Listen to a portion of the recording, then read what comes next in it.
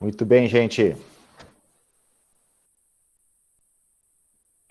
Qualquer coisa, tá? Vocês podem abrir o microfone e falar sem problema algum, tá? Então, início da nossa aula, vamos falar, né, hoje sobre temperatura e dilatação térmica, tá? Lembrando que a aula será gravada e essa gravação será disponibilizada para vocês lá na aula, tá bom? Então, dando início ao nosso conteúdo, o que é temperatura, gente? O que é temperatura? Hoje, olha, tá frio, né? Ou amanheceu muito frio, né? Agora no meu termômetro aqui tá marcando 19 graus. Porém, o horário que eu acordei marcava 1 grau no termômetro, né? Ou seja, estamos num período de inverno e normalmente dizemos que passamos frio nesse período, né? E, consequentemente, em meses de verão, nós dizemos, falamos, né, no nosso cotidiano, que passamos calor, tá? Muito bem. Existe uma coisa que se chama temperatura e outra que é a sensação térmica. Quando nós estamos dizendo que estamos sentindo frio ou que estamos sentindo calor, estamos falando da sensação térmica. A temperatura é um conceito físico, é uma grandeza, e a ela relacionamos sempre um número e uma unidade de medida, certo? Nós vamos fazer primeiro essa diferenciação do que é a temperatura da sensação térmica, tá? Então, como vocês podem perceber pelas imagens, temos aqui um termômetro registrando 38 graus Celsius e uma pessoa aqui que representa, está incomodada com essa temperatura, né? Ela parece estar secando o suor da testa. E aqui do outro lado, uma cena típica de inverno, né? Uma pessoa usando aqui uma malha, tentando se proteger do frio. É essa impressão que essa imagem nos dá, não é? Assim como cada imagem aqui representa algo que nos leva à ideia de uma sensação térmica, né? Temos aqui a impressão de que essa pessoa está sentindo frio e de que esse cachorro está sentindo prazer ao estar na frente do ventilador, né? Nós usamos ventilador geralmente quando sentimos calor, certo? Bom, indo então para o conceito de temperatura. Deixa eu arrumar aqui. A temperatura é uma grandeza que está associada a um grau de agitação das partículas que formam os corpos, tá? Vamos lá. Todos os corpos são formados por matéria, por átomos. Esses átomos, naturalmente, eles possuem um estado natural, né, o tempo inteiro, de agitação, de vibração. Não são coisas estáticas, paradas, imóveis, né? A matéria, no seu estado atômico, a nível atômico, a gente percebe que existe uma vibração, muito em razão das nuvens eletrônicas. Vocês que já devem ter ouvido falar, ou quando iniciaram os estudos em química, né, temos um átomo, né, e esse átomo é formado por um núcleo e uma eletrosfera. Né? Nós temos aí no núcleo partículas que chamamos de prótons e nêutrons, e na eletrosfera, os elétrons, certo? E esses átomos, eles se combinam, eles se ligam, né? Uns átomos a outros átomos, formando a matéria como nós conhecemos, tá? Essa estrutura de todas as coisas, a estrutura da matéria, a estrutura de todas as coisas que enxergamos, né, formada por átomos, tá? Essa estrutura está sempre vibrando. Existe uma vibração natural. O que a gente percebe? Percebemos que quando um corpo está quente, quando sentimos um corpo quente, tá? Essa agitação é maior. Ah, como que eu enxergo isso, professor? Como que se descobriu isso? A ciência, né, chegou a essas conclusões depois de muito estudo, de muita observação, tá? Então, quanto mais quente está um corpo, maior é essa agitação das partículas que formam esse corpo, né?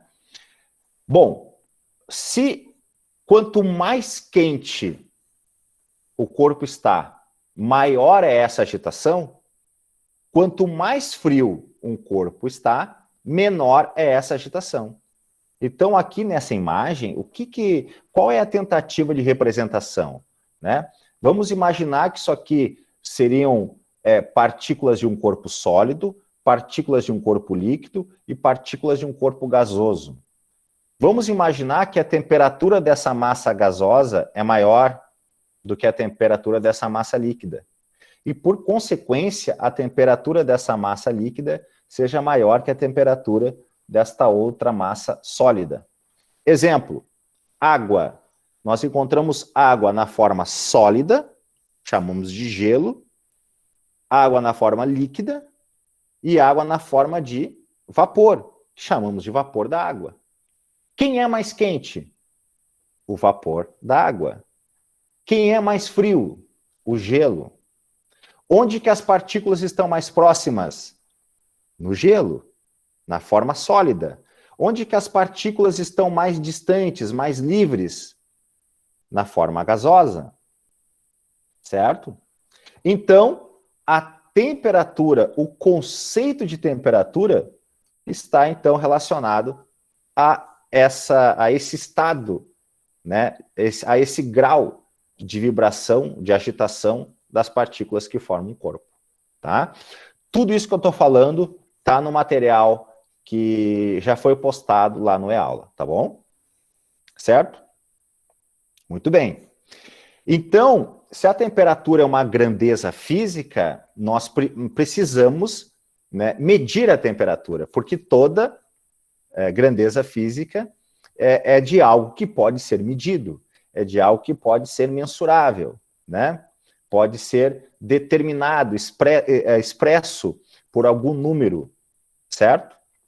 Então, aqui vocês estão enxergando um termômetro. O que o termômetro é? É algo que utilizamos para encontrar medidas de temperatura, certo? Vocês podem ver que esse termômetro está marcado dos dois lados aqui, ó, 50, 40, 30, 20, 120, 100, 80, 60, 40. De um lado aqui, ó, graus Celsius, e do outro lado, graus Fahrenheit. Já iremos falar disso, tá? Bom, para medir a temperatura, precisamos de um termômetro, né? Então, o que é o termômetro? É um dispositivo que a gente pode construir de diversas maneiras, tá? Talvez o termômetro mais comum que todo mundo consiga lembrar e reconhecer seja o termômetro de mercúrio, o termômetro de álcool, né? Agora se vende mais o termômetro digital, ou seja, tu apenas enxerga diretamente o valor da temperatura. Mas esses dois termômetros que estão representados aqui, ó, um que está mergulhado em gelo, na figura, na representação, esse outro que está mergulhado numa água que está aquecendo, talvez numa água fervente, são termômetros que têm uma coluna. Essa coluna vai indicar o valor da temperatura, certo? Ok? Quando uma pessoa quer medir a sua temperatura, ela vai em busca de um termômetro, vamos imaginar que essa minha lapiseira aqui seja um termômetro, tá? E vai colocar ou na boca, né, ou debaixo do braço, e vai aguardar alguns minutos para fazer a leitura da temperatura. Por que será que eu preciso de alguns minutos para fazer a leitura da temperatura?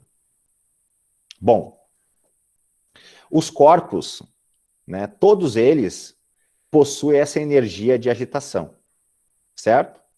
E essa energia de agitação, que a gente acabou de falar, pode fluir de um corpo para outro.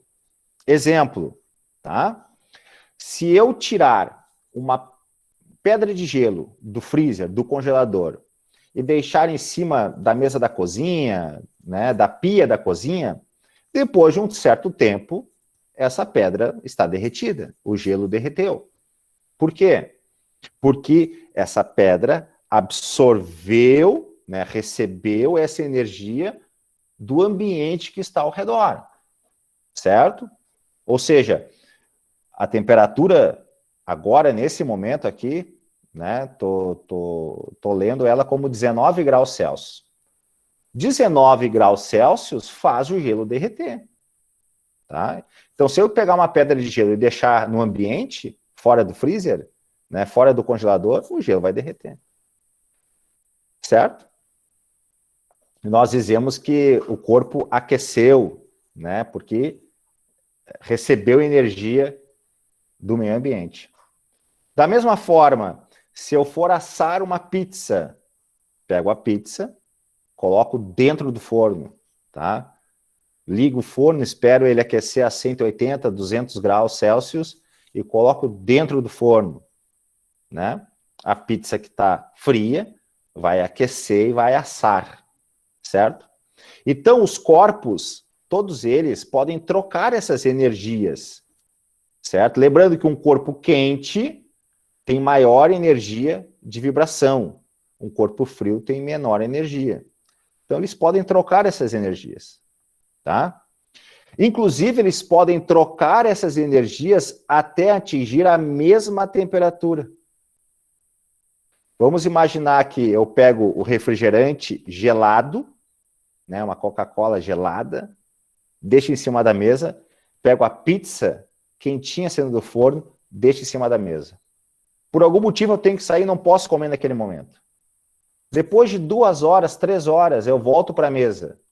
Eu vou dizer que a pizza que estava quente esfriou e vou dizer que o refrigerante que estava gelado esquentou.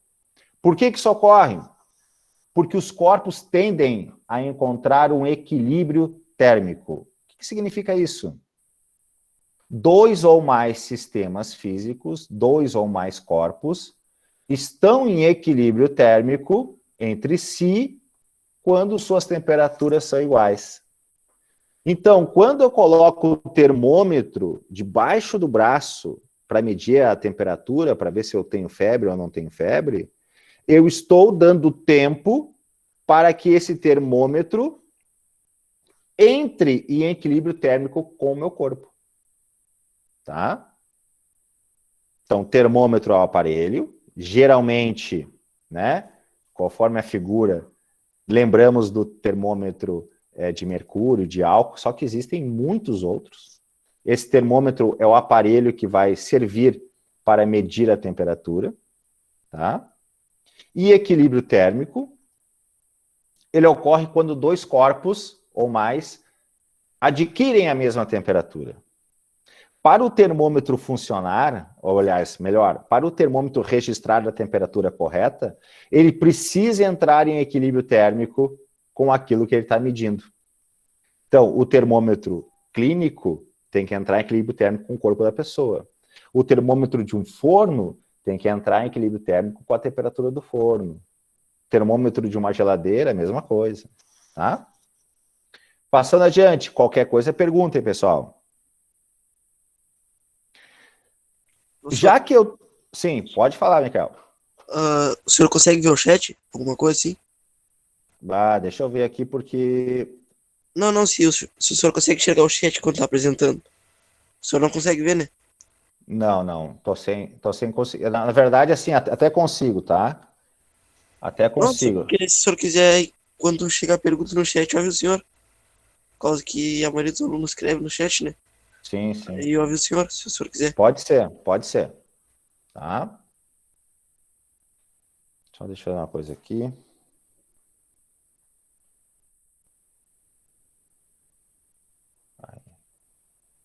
Beleza, continuando. Bom, cada termômetro precisa, né, de uma escala de temperatura. Imagina o seguinte, imagina que eu tenho um termômetro, tá, de mercúrio ou de álcool, e eu apago os números que estão ali indicando o valor da temperatura. Eu só consigo enxergar a coluna de mercúrio subindo e descendo ou a coluna de álcool subindo e descendo. Bom, sem os números ao lado, eu não sei qual é a temperatura. Aí eu volto àquela ideia de que eu só consigo ter sensações. Eu sei quando algo está quente, eu sei quando algo está frio, né? Pela proximidade, por aproximar a mão, mas dizer qual é a temperatura, não consigo. Eu preciso do termômetro e esse termômetro tem que estar graduado, ou seja, ele precisa de uma graduação, de uma escala numérica, tá? Para indicar o valor da temperatura. E a escala que nós mais utilizamos é a escala Celsius, tá? Veja bem, esse cara aqui da foto é o Celsius, tá? Ele descobriu os valores de temperatura? Não, ele não descobriu, certo? Ele apenas atribuiu valores. O que ele fez? Bom, sabemos que facilmente encontramos a água no estado sólido, quando falamos de gelo, no estado de vapor, quando ela está, né, em ebulição, quando ela está na forma gasosa, e claro, na forma líquida, né? E essa passagem do sólido para o líquido e do líquido para o gasoso, ela é bem conhecida por todos nós, tá? Então nós sabemos que o gelo derrete e vira água, que a água ferve e vira vapor. O que o Celsius fez? Ele atribuiu valores a esses pontos de mudança. Então o que ele disse? Olha, eu vou dizer que o gelo derrete a 0 e que a água ferve a 100. Então, vamos ter um intervalo de 0 a 100 de temperatura. Então, ele atribuiu 0 graus Celsius ao ponto de derretimento do gelo ou de solidificação da água, porque é o mesmo ponto, tá? É o mesmo ponto. Derreter o gelo ou congelar a água é o mesmo ponto, tá? 0 graus Celsius. E para o ponto de vapor, de vaporização, 100 graus Celsius. Tá? 100 graus Celsius. Tá bom? Essa, então, é a escala Celsius. Mas ele não foi o único a fazer isso. Existem outros físicos, outros cientistas que no passado desenvolveram as próprias escalas de temperatura. E outra escala bem conhecida no mundo é a escala Fahrenheit. Certo? Então, para a grande maioria dos países no mundo, se usa a escala Celsius. Porém, os países de língua inglesa, como Estados Unidos, Inglaterra, entre outros, tá, estão acostumados a usar a escala Fahrenheit. Tá? E o Fahrenheit, ele utilizou, né, outra forma de pensar e como que nós podemos relacionar a escala Fahrenheit com a escala Celsius? Bom, da seguinte forma. 0 graus Celsius, que é o ponto de derretimento do gelo, tá, ou de solidificação da água, equivale a 32 graus Fahrenheit. Então pensa, quando o dia aqui, Pelotas, está a 0 graus Celsius, num termômetro graduado na escala Fahrenheit, isso equivale a 32 graus Fahrenheit. Certo? E quando a água ferve, o ponto de ebulição da água, que para nós equivale ao nível do mar, né? Lembrando que esses valores são todos ao nível do mar, equivale a 100 graus Celsius, para a escala Fahrenheit, isso vale 212 graus Fahrenheit. Tá? Então, nós temos essa diferença, certo? Se vocês acompanham séries americanas, filmes americanos, né, reportagens, muitas vezes, quando aparece no filme ou na série uma temperatura, né, está na escala Fahrenheit. E aí, geralmente, a dublagem faz essa conversão para nós, ou a própria legenda. Tipo, aparece lá um forno a 400 graus Fahrenheit, né? Para nós aqui é, sei lá, 200 e tantos graus, né? Então tem essa diferença, tá? E a escala de temperatura científica mais correta, vamos dizer assim, aquela escala que tem mais fundamento científico, é a escala Kelvin. Por quê? O que esse cara da foto quis fazer? Imagina o seguinte, se a temperatura está relacionada com o grau de agitação das partículas que formam o corpo, e quanto mais agitação, maior é a temperatura, o Kelvin pensou no sentido oposto. Então, quanto menor for a agitação, menor é a temperatura. Então, eu vou tentar encontrar a menor temperatura possível. Vamos imaginar que eu consiga diminuir essa agitação até que ela seja zero, ou quase zero. Certo? Bom, nesse caso, eu teria a menor temperatura possível. Né? A menor temperatura possível. Bom, é possível fazer essa agitação das partículas que formam os corpos ser zero? Não, não é. É impossível. É impossível fazer essa agitação ser zero. Mas se chegou muito próximo disso. E o muito próximo disso foi medido. Tá? Ou seja, o que o Kelvin tentou fazer? Ele tentou encontrar o zero absoluto. O estado onde as moléculas apresentam a menor agitação possível. Então, a partir desse ponto, que é a menor temperatura possível, que é o zero absoluto, ele começou a comparar com a escala Celsius e medir todas as outras. Certo? Bom, quanto vale para nós o ponto de derretimento do gelo ou de congelamento da água? 273 kelvins. A gente não fala graus kelvins, fala só Kelvin, tá?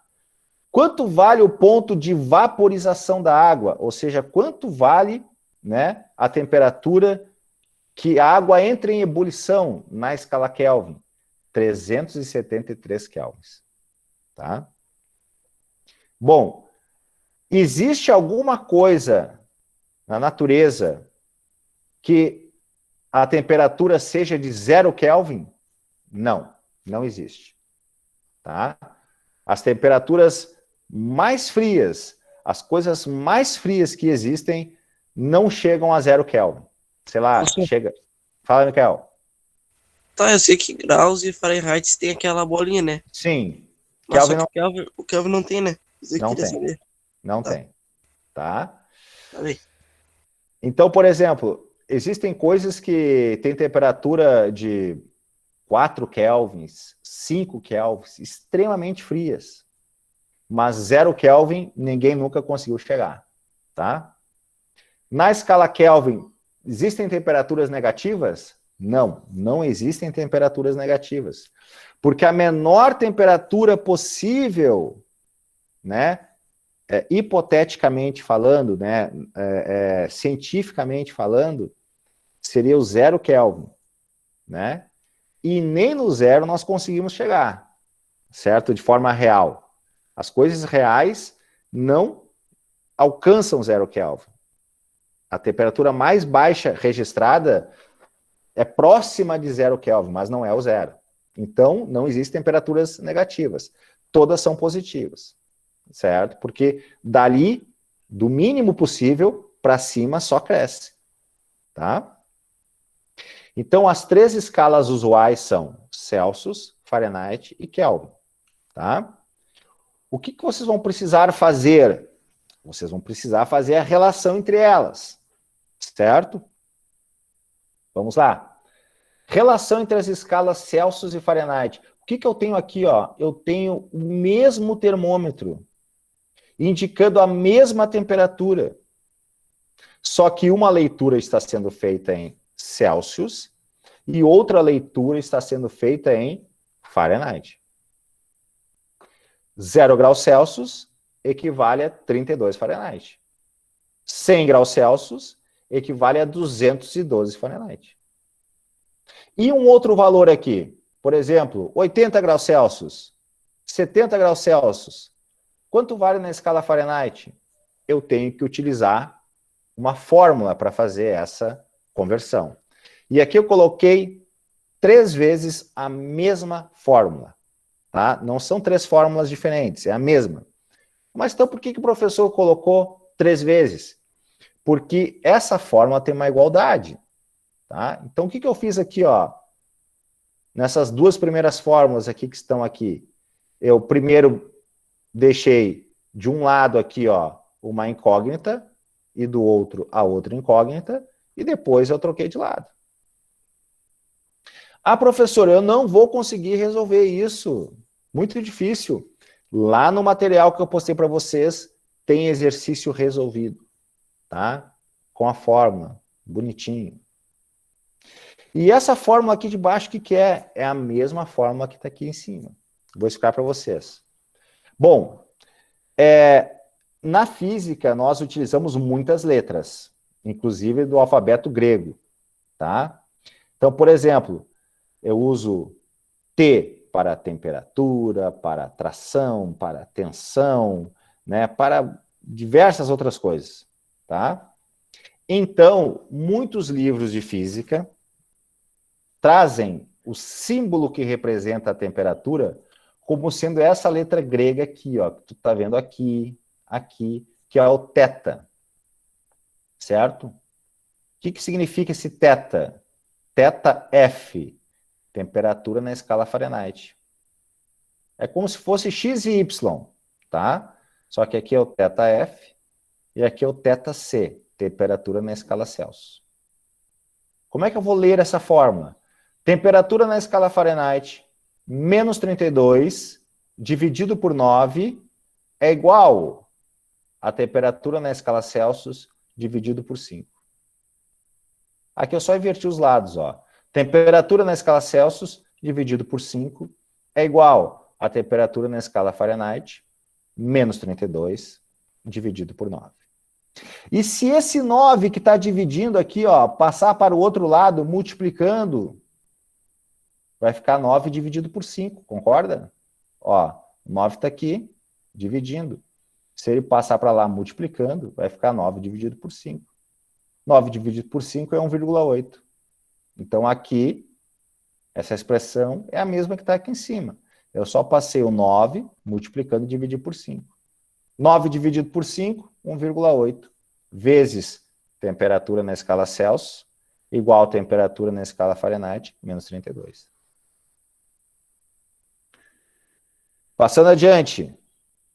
E se eu for relacionar a escala Celsius com a escala Kelvin? Tá? Escala Celsius com a escala Kelvin. Bom, é o mesmo termômetro, só que de um lado é a leitura na escala Kelvin, e no outro lado é a leitura na escala Celsius. Ok? Temperatura de ebulição da água, 100 graus Celsius, equivale a 273 kelvins. Temperatura de derretimento do gelo, 0 graus Celsius, equivale a 273 kelvins. Menor temperatura possível, não existe nada abaixo dela, 0 Kelvin. Quanto vale o 0 Kelvin na escala Celsius? Menos 273 graus Celsius. Tá? Ah, mas se eu tenho outra temperatura aqui, ó, 80 graus Celsius. 80 graus Celsius, quanto vale aqui na escala Kelvin? Bom, eu posso usar essa fórmula, né? Ou essa, é a mesma. Ó, temperatura na escala Kelvin é igual a temperatura na escala Celsius mais 273. Ok? Temperatura na escala Celsius é igual a temperatura na escala Kelvin menos 273. Ah, mas por que o menos, professor? Ora, porque se desse lado aqui está positivo, ó, temperatura na escala Celsius mais 273, está positivo, está somando. Se passar para o outro lado, vai ficar negativo. Tá? Pessoal, até aqui entendido? Dúvidas, perguntas?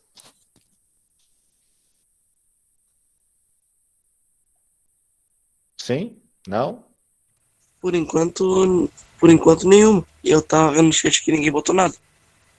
Tranquilo. Beleza. Tá? Vamos lá, então. Passando adiante. Tá? Vamos falar agora de dilatação térmica. Tá? Mas já, professor, já vamos trocar direto? Vamos trocar direto, tá? Nosso tempo é curto. Eu estou fazendo uma passagem, vamos dizer assim, sobre os conteúdos que estão disponíveis para vocês, tá? E vamos pensar que cada semana vocês terão uma tarefa para fazer. Eu vou dar os subsídios, eu vou dar os conteúdos, e vocês vão ter um trabalho para fazer toda semana, tá? Então, assim, nós não temos muito tempo para os encontros síncronos, então vai ficar registrado, né, essa aula, porém vocês vão ter também que ir atrás, vamos dizer assim, durante a semana para resolver as tarefas, tá bom? Bom, dilatação térmica, como o próprio nome diz, pode falar, Michael. E que dia vai ser essa atividade? Quando o senhor vai botar? Começa amanhã e termina domingo, tá? Então vai ser tipo vai ser que nem a de química de marcar. Pode ser.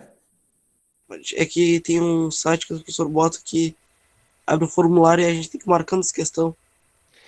Vai ser tudo não é aula, tá? Não te preocupe que vai ser tudo por lá, tá? Tá bem, então.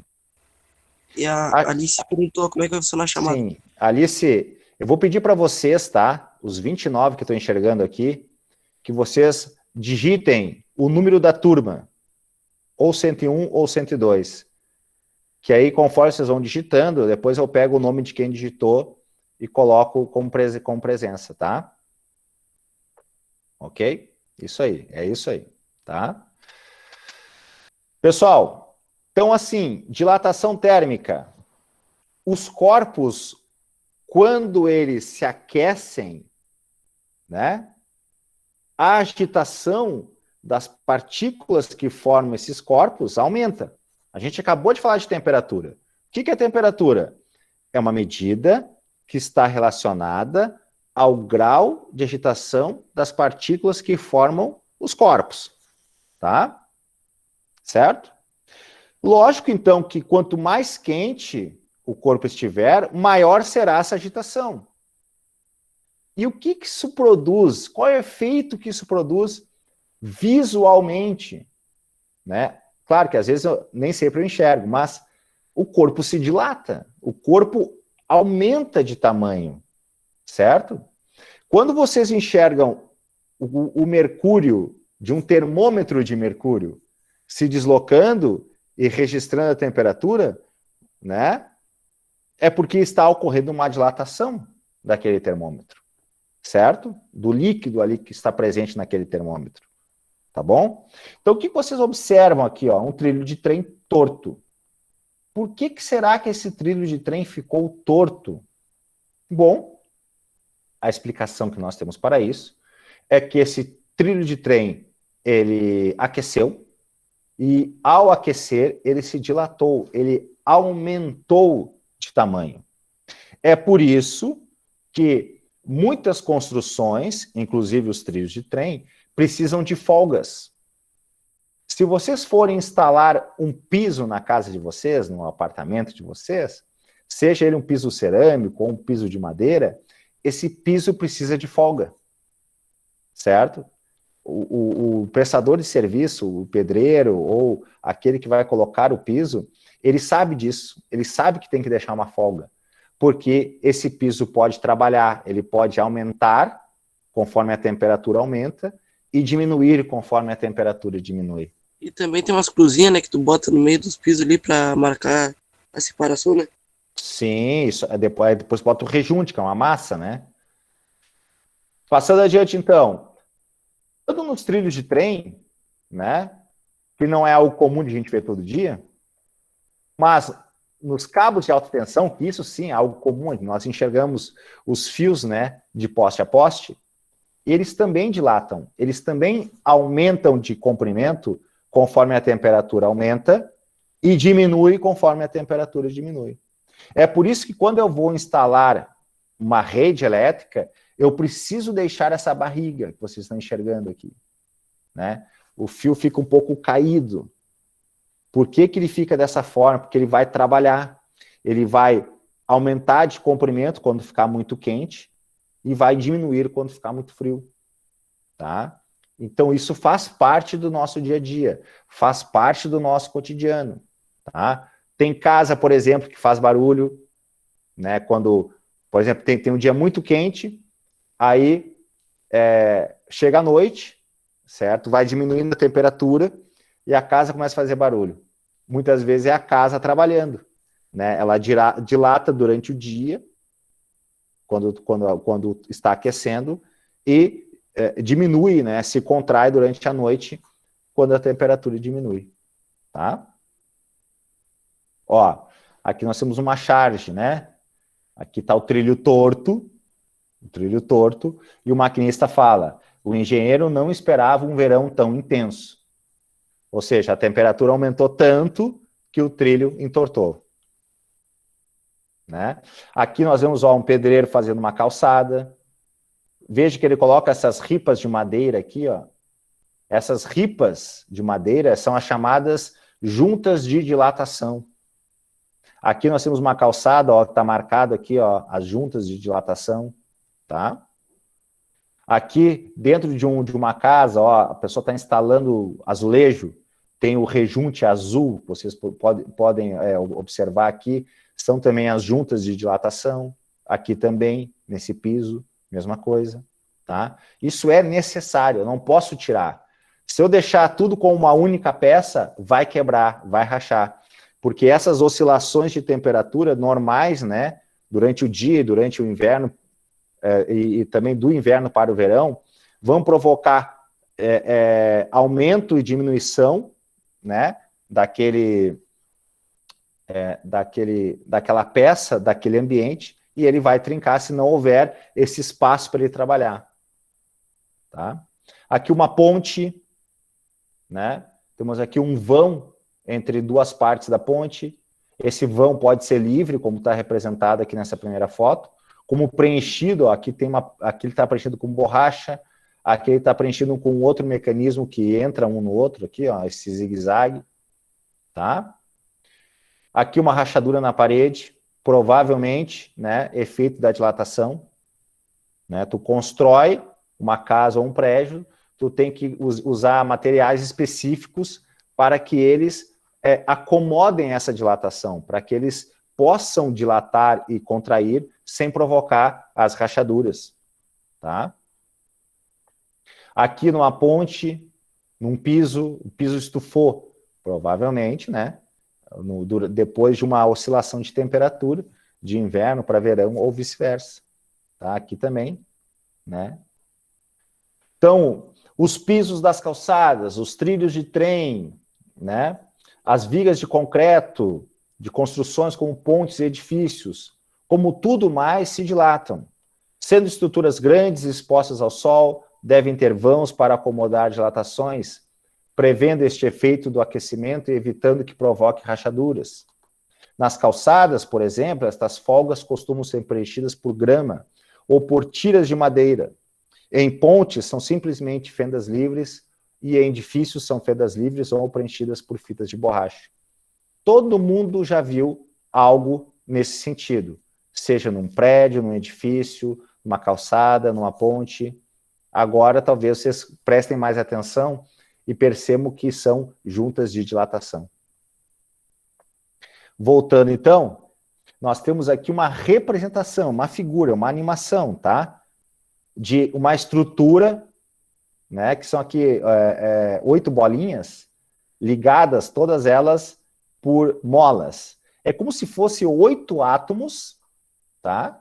Ligados entre si por molas. Aqui é a mesma coisa. Qual que é a diferença? Aqui uma temperatura menor, aqui uma temperatura maior. Então, essa representação quer mostrar o quê? Que a matéria, que tem essas ligações átomo a átomo, molécula a molécula, isso vibra. E que a vibração é maior conforme a temperatura. Logo, o espaço necessário para vibrar é maior conforme maior é a temperatura. Por isso que existe a dilatação. Tá? Então, ó, a dilatação térmica é o aumento da distância entre as partículas de um sistema causado pelo aumento de temperatura. Do ponto de vista macroscópico, esse fenômeno é percebido como o aumento das dimensões do sistema. Ou seja, né, como é que eu enxergo a dilatação macroscopicamente? Quando eu vou medir o corpo e depois da dilatação. E vou perceber que após esse aquecimento, né, após a dilatação, ele se tornou maior. Tá? Nem sempre isso é fácil de visualizar. Tá? Por isso que muitas dessas medidas são obtidas, né, com método científico, em laboratório e etc. Tá bom? Então, para a gente seguir, vou passar aqui rapidamente, tá? Aqui é só uma charge, tá bom? Todos os objetos, sejam eles sólidos, líquidos ou gasosos, quando aquecidos, se dilatam, ou seja, aumentam de volume. Então, seja algo sólido, algo líquido ou algo gasoso, tá? Quando aquecido, se dilata, aumenta de volume. Certo? Por isso eu coloquei ali o trilho e o copo, tá bom? Passando adiante, uma outra figura para explicar, né, que isso ocorre. O aumento de temperatura provoca uma expansão, uma dilatação, ele aumenta suas dimensões, e uma contração, uma diminuição de temperatura, provoca uma contração, diminui as dimensões desse corpo. Tá? Uma outra imagem aqui, para representar, né? Nós temos aqui, ó, 2 cubos, certo? 2 cubos, ok?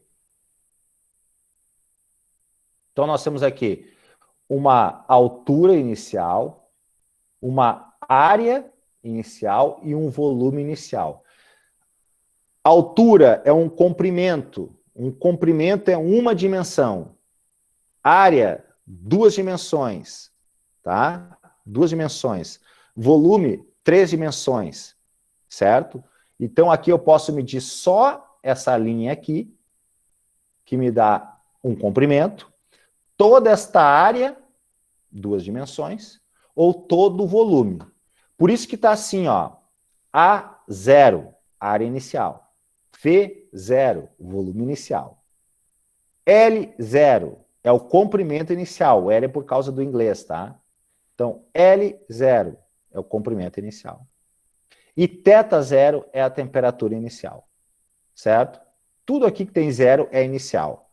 Após um aquecimento, eu vou enxergar um novo comprimento dessa mesma medida que está aqui, um novo comprimento, uma nova área e um novo volume, tá? Considerando que essa temperatura final aqui é maior do que a inicial, certo? Ok? Todo mundo consegue compreender isso? Bom, como vocês podem perceber aqui, nós temos comprimento, área e volume. Comprimento, área e volume, tá? Então, nós temos uma dilatação de uma dimensão, uma dilatação de 2 dimensões e uma dilatação de 3 dimensões. Comprimento, área e volume. Ok?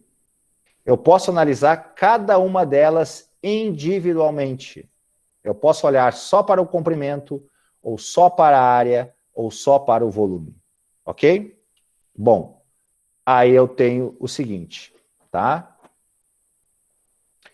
Que nós vamos analisar primeiro a dilatação dos sólidos e depois a dilatação dos líquidos, ok? Da seguinte forma, tá? Por que a gente separa a dilatação dos sólidos com a dilatação dos líquidos? Tá? No estado sólido, tá bom? A matéria, como nós conhecemos, tem forma própria e volume definido. Por que isso ocorre? Porque as partículas ou moléculas que formam esse corpo sólido estão fortemente ligadas entre si e apresentam uma vibração, um movimento tão pequeno que permanecem praticamente estacionárias, tá? Então, essas características dos corpos sólidos, como eu vejo aqui, tá? São diferentes dos corpos líquidos, tá bom? Por isso que a gente separa a dilatação térmica dos sólidos e dilatação térmica dos líquidos. Os sólidos, pessoal, nós vamos ter a dilatação linear, a dilatação superficial e a dilatação volumétrica, tá? Tudo isso está no material de vocês, certo? Separadinho ali, né? Cada uma das dilatações e todos esses termos estão explicados individualmente o que é cada termo, tá? O que é o ΔL, por exemplo, o que é o L e o L0, tá?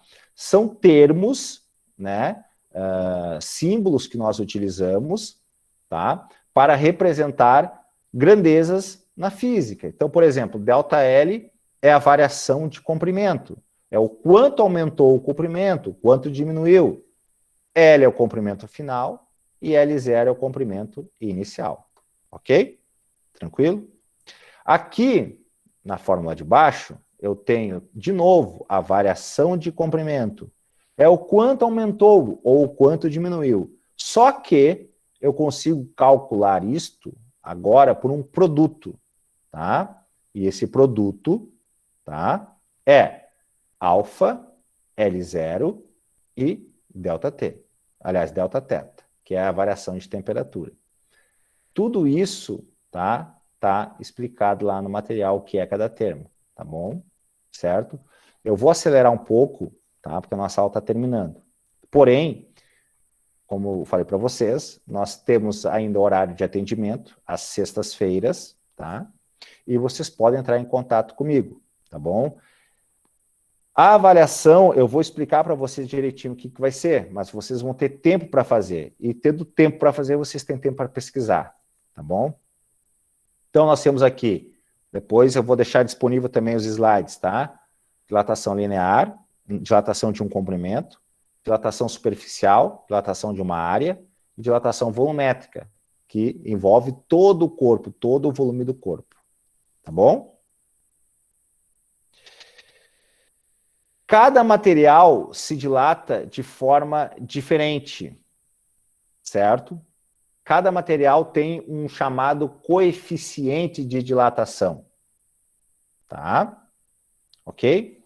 Aqui eu coloquei uma tabela com alguns materiais sólidos e os seus coeficientes de dilatação, tá bom? Ok? Aqui nós temos uma lâmina bimetálica formada por dois materiais diferentes, tá? Ela se dilata de forma a se curvar para um lado ou para o outro, né? Aqui uma outra questão que aparece muito também, né, que é quando uma chapa metálica tem um orifício e ele se dilata, se esse orifício aumenta ou diminui, tá? E por último nós temos a dilatação dos líquidos, certo, gente? Bom, ficou muito rápido, tá? A explicação. Na verdade, aqui na parte de dilatação, eu nem pude explicar com mais calma, tá? Devido ao nosso horário. Então, eu vou colocar algumas videoaulas, né, para que vocês possam ter subsídio para fazer as atividades, tá bom? Além dessa aula ser gravada e ser postada, eu também vou colocar algumas videoaulas para que vocês possam assistir e resolver as tarefas, certo?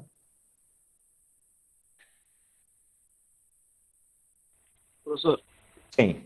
se o senhor quiser, eu tiro print quem botou a turma na chamada e mando pro senhor no WhatsApp. Se o senhor Não, quiser. pode deixar, Michael, pode deixar que depois eu me viro aqui, tá? Mas obrigado, tá? Porque aqui o chat ele é gravado também. certo? Ele é gravado. Gente, eu sei que ficou muito rápido, tá?